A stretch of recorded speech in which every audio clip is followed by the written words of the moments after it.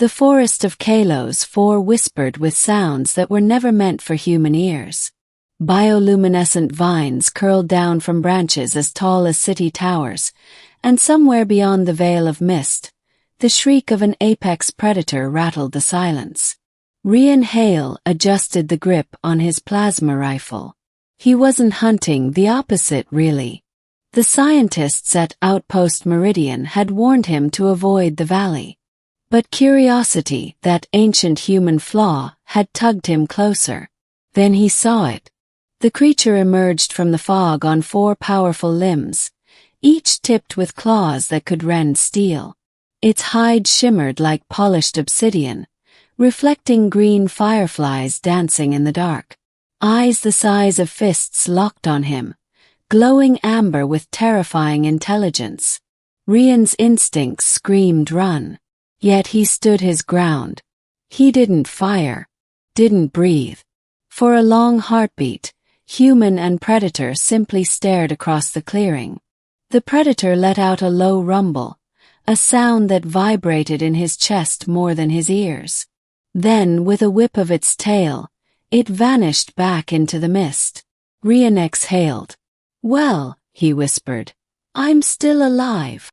But something deep in his gut told him this wasn't the end. Chapter 2.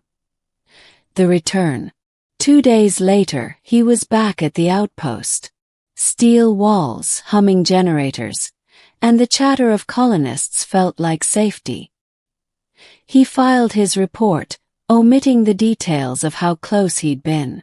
Nobody needed to know how recklessly he had courted death. That night, however, the alarms sounded.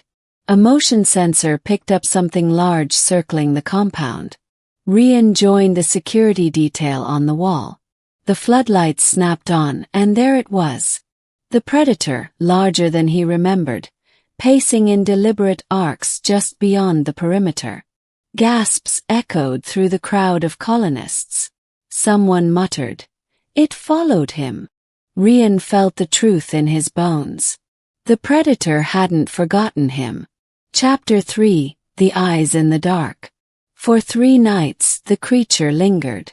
It never attacked, never retreated, only circled, watching. Rian couldn't shake the feeling that it was less stalking him than studying him. When others aimed rifles from the wall, the predator's gaze shifted toward Rian alone, as if daring him to act first. "You should have killed it," his friend Mara, the colony doctor, whispered harshly. "You locked eyes with it. That means something to it." "Yeah," Rian muttered. "But I didn't. And now it wants to know why." Chapter 4. The Breach. On the 5th night, the predator came closer. Too close. A power fluctuation dropped the perimeter lights for less than a minute. That was all it needed. When the floodlights returned, the compound's steel gate bore 3 deep claw marks. Not a full attack, just a warning. Fear spread like wildfire among the colonists. Some demanded it be hunted down. Others whispered of abandoning the valley altogether. Rian, however, couldn't ignore the gnawing suspicion. The predator wasn't here to destroy. It was following him. Chapter 5. The Encounter. Rian didn't wait for another breach. That night, he left the compound alone, carrying only a lantern and his rifle. The mist curled around him like living smoke. He didn't have to wait long. The predator emerged from the trees, silent as shadow. Its amber eyes glowed against the dark. "You could have killed me already," Rian said, his voice shaking. "So what do you want?" The predator prowled closer, lowering its massive head until its breath steamed against his chest. It sniffed him, then stepped back. Its chest bore a deep wound, half-healed but still oozing faintly. Rian blinked. "You want my help." The absurdity of the thought nearly made him laugh. Yet when he lowered his rifle and extended his hand, the predator didn't strike. Instead, it stood still, as if granting permission. Chapter 6. The Choice. Against every instinct, Rian treated the wound. He used the medkit from his belt, cleaning and sealing the torn flesh as best he could. The predator rumbled, not in pain but in acknowledgement. When he was done, it circled him once, then melted back into the forest. Rian returned to the compound, half expecting to be torn apart along the way. But nothing happened. He made it to the gates safely, heart hammering. The next morning, the claw marks on the gate were gone. In their place lay the carcass of a lesser predator, freshly killed and left like an offering. The colonists were unsettled. Rian, however, understood. The apex predator had followed him home, not to hunt him but to claim him. Chapter 7. Protector or Curse. Weeks passed. Sightings of the predator continued, but it no longer circled the colony aggressively. Instead, it lingered at the edges, driving off other threats. The colonists began to notice that attacks from smaller beasts had dwindled. Still, many lived in fear. "It's only a matter of time," they whispered. "One day, it'll turn on us." Mara confronted Rian. "You can't keep this thing.